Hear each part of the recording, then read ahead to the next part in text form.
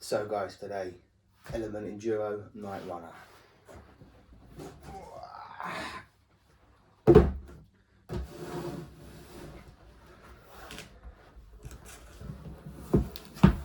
There she is. Great looking truck. So I'll show you the visuals on the box. Obviously this is a Knight Customs one, which is why some people complain about the price, but you're paying for a lot of the Knight Customs body works on it. So yeah, lovely box, give you an idea.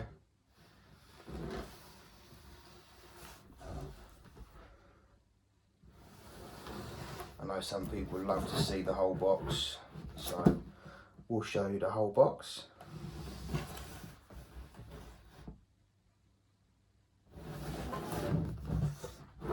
There we go, having a read. Obviously, for most of you know this, it's 1/10 scale, it's a 5-slot brush, I believe it's a 16-turn motor. Overall length is 462mm, width is 236mm, and the wheelbase is 325. That's ever so slightly longer than the Traxxas TRX4, which is a 324, I believe, and then the other one's a 313, which is odd because it looks smaller when you see them in person. I think it's the smaller body on them. What else have we got here? Obviously, independent front suspension. That's why you're buying it. Otherwise, you might have to go and buy a different truck. I bought this because I love the way I've seen them, other people have got them. They handle the terrain, how they look, scale realism. So that's why I bought them. What else can I tell you here? So we have 1.55 general grabber tyres. Well, we did, but I changed mine. We have, obviously it's ready to run. That's it really. If I give you this area here, it tells you 16-turn motor, water resistant ESC for crawling. Obviously it's not going to be as good as the aftermarket stuff, but as a ready to run, it's pretty good. Since it's compatible with the steering, 45-degree angle of other Enduros, so that's great that it's doing that. There's a idea of the IFS system. Obviously on the aftermarket there is a kit that you can print or have printed where it lifts it up. I think it gains you 15mm, something I might look to do in the future. Now the way I'm moving this box around might give away the fact that it's actually not in there anymore. So it's a bit of a cheat when it comes to unboxing. Here we go. Here's my Element Enduro Knightrunner with no scratches and damage at all. No big gouges out the roof there, no big scratches on the side. I don't run lexan a lot, but I'm surprised at how many scratches are in this with such little use. I would say it was fairly extreme use, but little use. So I don't know if that's just me and being inexperienced with lexan bodies. As you can see behind, I generally tend to have hard bodies. So it might be me, or maybe this paint is a bit of a quick job. I don't know. You guys have to, you know, make your own judgment on that. But I say that's really the only thing that's annoying me about this truck, is that it's already scratched up so much. Perhaps that's just where I'm a bad driver, or I punish things too much. But you can see there's quite a few gouges in it already. I mean, I went to a quarry, so it's rocks. So when it falls over, it scratches on the rocks. That's the main reason. Stickers are annoying me. There's loads of aftermarket stuff for this already. Enduro are pretty good with the aftermarket stuff anyway. They're not going to compete with someone like Axial just yet. But there's loads of stuff that you can get. You can change the axle, make it solid axle, although I don't see the point. As we saw in the box, it says that the steering block angle can be used in the old ones. There's the IFS system, which is, to me, one of the reasons you buy it, because you want something that looks scale. The way it moves over the terrain is just, it's great. I mean, especially if you rack it out with all the accessories, you know, the rack here, which I'll show you in a bit, snorkel comes with all of that. The way it moves over the terrain is brilliant. It's like watching one of my trucks, one of the bigger ones, go over the terrain.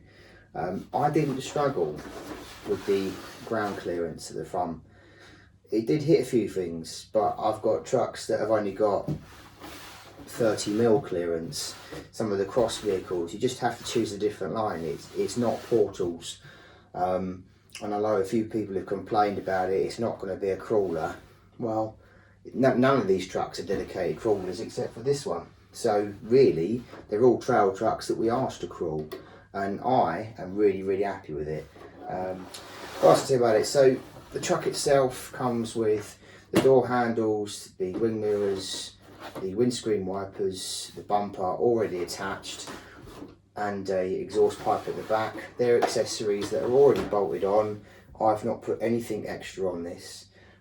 It does come with extras, and hopefully I'll show you what they are in a sec. So if I spin that all the way around, nice and squeaky. I've got a rack that would sit on here.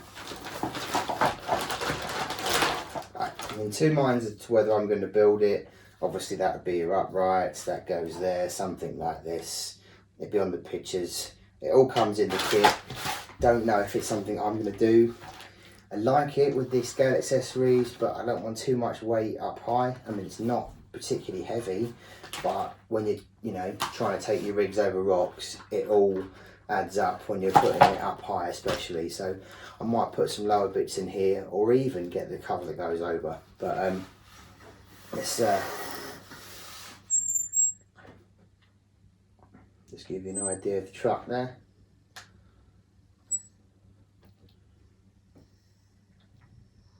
Let's see if it can get up this. Might not look like much of an angle, but if I get down low, you can really see that that is pretty steep. Got rocks and that jutting out, and the traction on the ground it's very loose. We'll give it a go.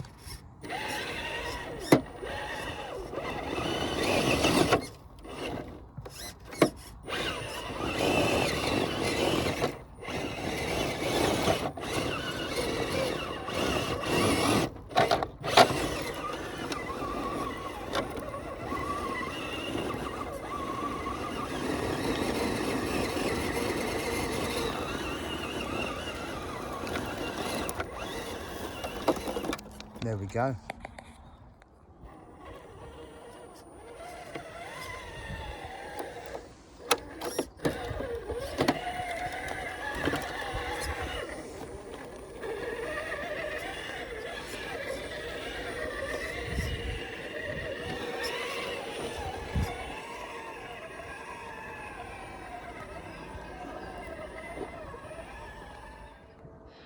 Right guys, as you can see, this is some severe terrain.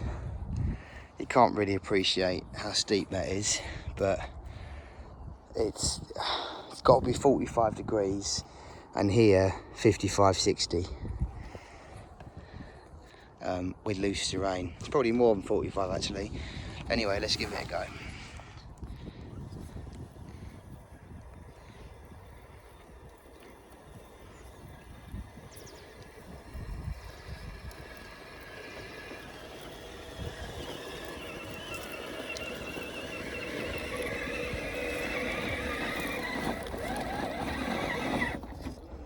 Just starting to put a wheelie there, so we'll go different route.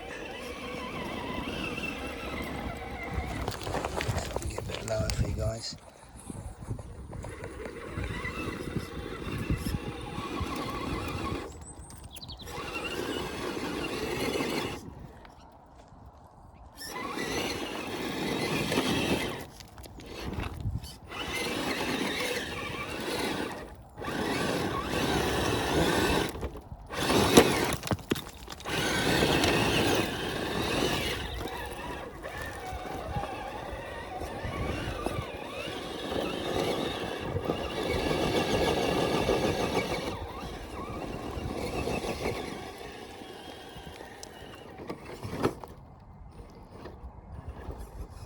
That's not quite the right line, there's a bit of a drop there. Hopefully that will get us down.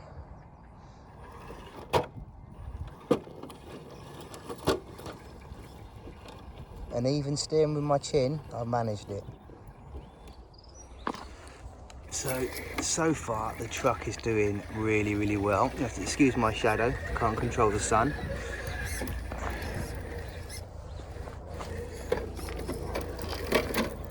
See a little push past that. Done well there.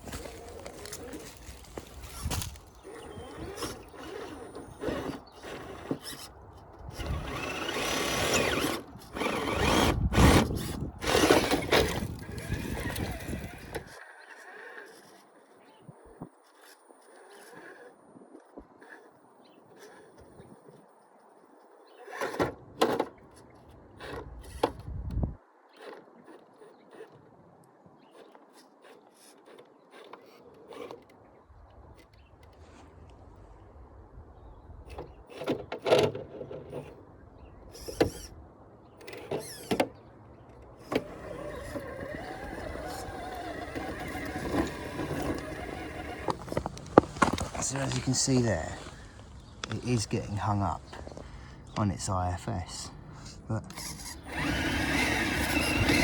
you know, TRX4 would go over that, but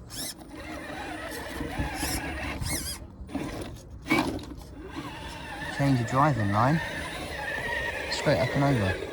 It's just like driving a different truck. But the trouble is, everyone's used to portals now, and I love them myself, that you used to just be able to go over all that stuff. And with this truck, a bit like some of the cross RC stuff I drive, you have to drive it completely differently. But it's a bloody good truck. So that's your IFS, and that's your normal standard axle. Obviously with TRX4s, they're portals, which raises it even further. I would also like to say that this is a class 1 rig. They're the tallest tyres you can have in class 1, 105.6mm or something like that. Someone will correct me if I'm wrong. So that's the biggest you can have in class 1. A lot of TRX4s come with class 2 tyres, and people upgrade them to end up being class 3. So something to bear in mind when looking at this, because it's obviously still 1/10, but it's a smaller truck. You put this next to TRX4, TRX4 seems to tower up here somewhere next to it. So just bear that in mind when looking at this.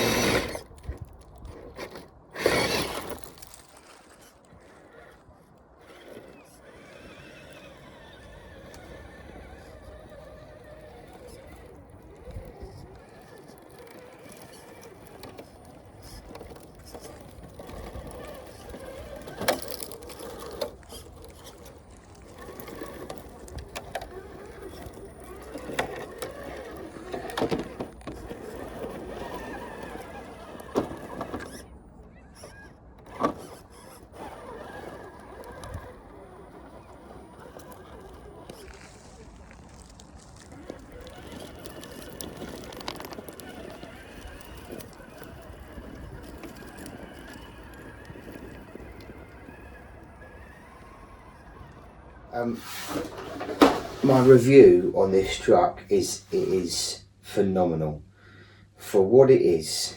The fact that for me this is a class 1 rig, at least I believe it's in the class 1 rules. People correct me if I'm wrong. I've put the biggest tyres you can have on it in class 1. These are the Kryptons. They're 105.6 or just under 106, which is the absolute limit for class 1. It's got bumpers, the right width, the doors, the rest of it. Obviously lexan body, not hard body, but it's got some nice scale accessories. You can always add more. Now for a class 1 rig, this is just amazing, phenomenal. Keep using that word. If you want to compete or you want to trial and you want to put them in groups, class 1, 2 and 3, I know it varies on which countries you're in and what rules you apply by, but generally they're fairly similar. This is a class 1 is, well, I saw it at the Enduro and the Nationals and I was so impressed with it that I went and got one for Christmas. Father Christmas brought me one and for my birthday. So it is fantastic in that respect. Yes, it's not got the ground clearance TRX4 has, or even a normal Axio XCX10, because obviously it has got the IFS. There is the kit to give it that extra 15mm of ground clearance. I don't know how long they're going to last because they're plastics that are 3D printed. People will probably soon tell me that they're bulletproof. I'm probably going to give it a go. But I just think this truck is great. Now it's not one of the cheapest trucks that Element do. I think you're paying for a little bit of the Knight Customs name, could be wrong, but either way I think it's money well spent. Brilliant truck, and I've had a great time driving it, and I don't really do lexan bodies and I don't keep anything stock, and other than the tyres and wheels I don't intend to change anything on this other than put accessories on it. And for me to do that, the truck's got to be pretty impressive. So yeah, definitely consider this when you're looking for a rig. You know, if you're comparing it to TRX4, go and buy the TRX4 because I mean, I've got 4 of them. They're brilliant platforms. The electrics in them, not so good, but people change that out anyway. But if you want something different, and especially if you want something that sort of moves scale, is scale, or you've got a particular build in mind which does have independent suspension, then this might be the way to go. But brilliant truck. Hope this helps. So guys, after making this video, I took the Element Knightrunner out for another trail, and well, I got mine wet, not as wet as the one you're seeing now. That's a friend of mine with his Gatekeeper, same electrics in it. Went through some mud, and about 2 minutes later, it drove away on its own. I had to chase after it, and the whole ESC smoked and nearly started to melt the plastic of the lexan.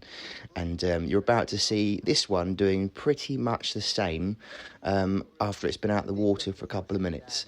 So that ESC does say it's water resistant, not waterproof like I'm used to. I would say that this one died correctly because you could see it was completely submerged. Mine, however, only got mud on it. There was no actual water in there, so I was a bit annoyed that the ESC gave up so quickly, but this is to be expected with certain stock electrics.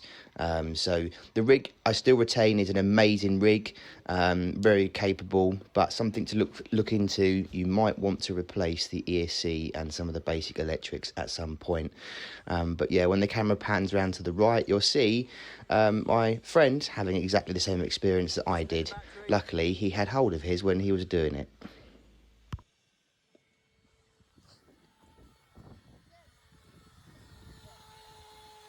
Obviously, guys, safety first. Don't be touching hot motors. Make sure that adults are around if your kids are driving the RCs.